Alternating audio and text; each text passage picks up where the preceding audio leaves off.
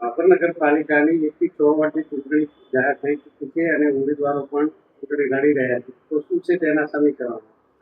બિલકુલ કે ગુજરાત રાજ્યની અંદર નગરપાલિકા, મહાનગરપાલિકા, તાલુકા પંચાયત અને જિલ્લા પંચાયતના ઇલેક્શનો જાહેર થયા છે. એ અનુસંધાને આજે ભાભર નગરપાલિકા પણ એક છે. અહીંયા આગળ અમારે નગરપાલિકાની અંદર ભારતીય જનતા પાર્ટી, કોંગ્રેસ પાર્ટી, આમ આદમી પાર્ટી અને અપક્ષ તરીકે અને ટોટલ 51 ઉમેદવારો લડી રહ્યા છે. બીજું કે અમારે વોર્ડ નંબર 1ની અંદર ભારતીય જનતા પાર્ટી અને કોંગ્રેસ પાર્ટીના ટોટલ 7 ઉમેદવારો છે, એક અપક્ષ સાથે થઈને. અને વોર્ડ નંબર 2ની અંદર બિલકુલ 4 છે ભારતીય જનતા પાર્ટીના અને 4 છે કોંગ્રેસ પાર્ટીના. વોર્ડ નંબર 3ની અંદર એવું છે કે 4 છે ભારતીય જનતા પાર્ટીના, 4 છે કોંગ્રેસ પાર્ટીના અને એક આમ આદમી પાર્ટી છે અને એક અપક્ષ તરીકે પણ લડી રહ્યા છે. એ પ્રમાણે વોર્ડ નંબર 4ની અંદર છે કે 4 છે ભારતીય જનતા પાર્ટીના, 4 છે કોંગ્રેસ પાર્ટીના. એ રીતે વોર્ડ નંબર 5ની અંદર પણ છે. ભારતીય જનતા પાર્ટીના 4 ઉમેદવાર છે, કોંગ્રેસ પાર્ટીના 4 ઉમેદવાર છે. એ પ્રમાણે વોર્ડ નંબર 6ની અંદર છે.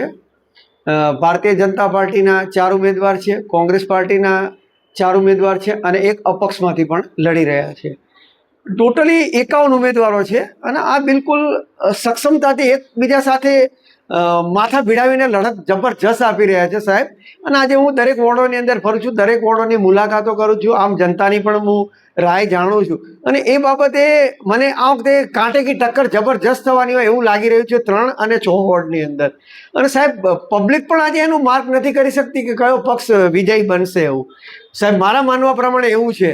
અને પછી બીજું કે જે જનતાના આજે જે ભારતીય જનતા પાર્ટીના જે આજે નગર વિકાસના જે કામો છે કે એ પૂરજોશની અંદર ચલવી રહ્યા છે. અને આજે ઇલેક્શનનો માહોલ છે કે લોકો પણ નરી આંખે દેખાય એવું એ લોકો વિકાસના કામો દેખાડી રહ્યા છે. કે હમણાં એ લોકો જે ભારતીય જનતા પાર્ટીવાળા લોકોએ મને બોલાવ્યો કે સાહેબ અમે આ વિકાસો કરેલા છે અને અમારા વિકાસો જુઓ. સાહેબ શ્યોર કે મેં એ લોકોના વિકાસો સારા જોયા છે, બિલકુલ પારદર્શક છે, નિષ્પક્ષ છે. અને આમ જનતાને અને બીજું કે જનતાના જે પ્રાણ પ્રશ્નો છે એ આજે ભારતીય જનતા પાર્ટીના ટોટલી વોર્ડના ઉમેદવારો સાંભળી રહ્યા છે. નાનામાં નાનું કામ હોય તો પણ જે આજે જે નવી બોડી બદલાઈ છે એમાં 20 ઉમેદવારો સાહેબ બદલવામાં આવ્યા છે. જૂના ફક્ત 4 ઉમેદવારોને ટિકિટ આપવામાં આવી છે અને 20 ઉમેદવારો સાહેબ બદલવામાં આવે છે. અને એ બાબતે કોંગ્રેસની અંદર કે બિલકુલ બધા નવા ફ્રેશ ચહેરા છે કે કોઈને પૂરી તો ગણો કે પૂરતી માહિતી જ નથી. કહો જે આજે કોંગ્રેસ પક્ષના જે પ્રમુખ છે એ લગભગ મારી ગણતરી પ્રમાણે 1-1.5 વર્ષથી એને અહીંયા પોતાનો કોંગ્રેસ પક્ષનો હોદ્દો સંભાળ્યો છે. અશોકભાઈ તેજારામ ઠક્કર છે. અને બીજું કે એમની હાથ નીચે કોઈ બોડી બનાવેલી જ નથી કે કોઈ નથી મંત્રી કે નથી કોઈ તંત્રી કે નથી કોઈ ઉપપ્રમુખ કે નથી કોઈ પ્રમુખ, બિલકુલ બોડી છે જ નહીં. અને બીજું કે એમને જ્યારે આજથી મને લગભગ 2-3 મહિના પહેલાં મળ્યા ત્યારે એમણે કહેલું કે સોની સાહેબ તમારા આ ભાભરની અંદર કેટલા વોર્ડ છે અને કેટલા ઉમેદવારો હોય છે. ત્યારે મેં એમને વિસ્તૃત માહિતી સાહેબ આપેલી હતી. અને જો ખરેખર જો જનતાએ આ રીતે જે વોર્ડનો પ્રમુખ બનતો હોય કે જે આજે કોર્પોરેટરનો ઉમેદવાર જો આ રીતે સાહેબ જો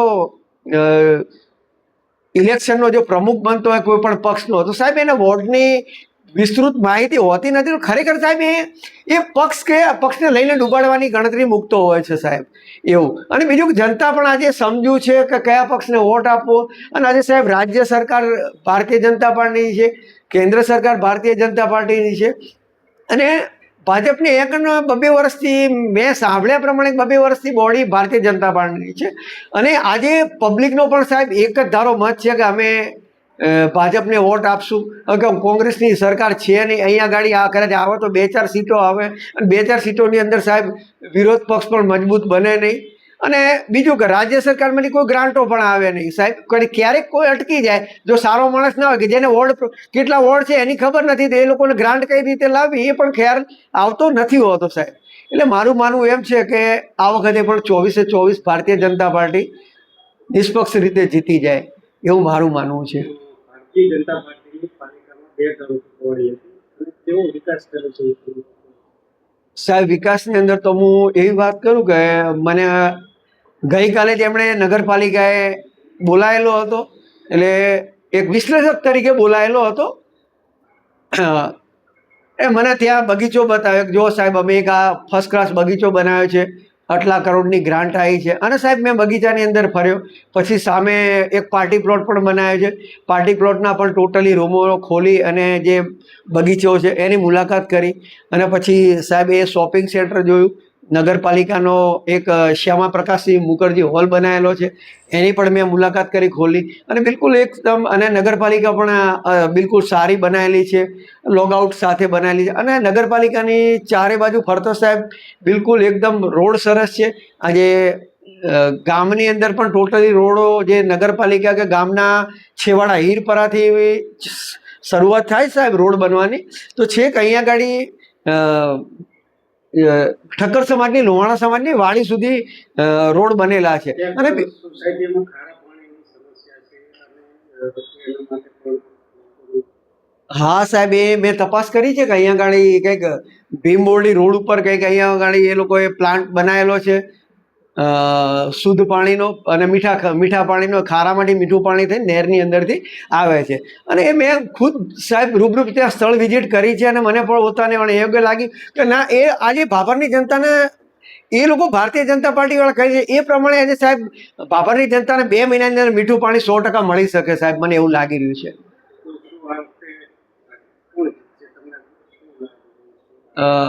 સાહેબ આમ માનવા જઈએ ને તો 1-2 સીટોનો સાહેબ તોડ થાય એવું લાગે છે. કે ગઈ વખતે જેમ થયો હતો કે 22 ભારતીય જનતા પાર્ટી હતી અને 2 કોંગ્રેસ પાર્ટી હતી, એ રીતે સાહેબ આ વખતે કદાચ સમીકરણ મૂકી શકાય. મને એક 3 નંબર એમની અંદરથી એક અરવિંદસિંહ દરબાર છે, એક એમનું થોડું વર્ચસ્વ લાગે છે. અને પેલી બાજુથી સુમન ભુવાજીનું પણ 6 નંબરમાંથી વર્ચસ્વ લાગે છે સાહેબ. આ મારા માનવા પ્રમાણે જો, બાકી વિશ્લેષક તરીકે હું જે નોટ કરી એ પ્રમાણે સાહેબ આ હું તમને જણાવી રહ્યો છું.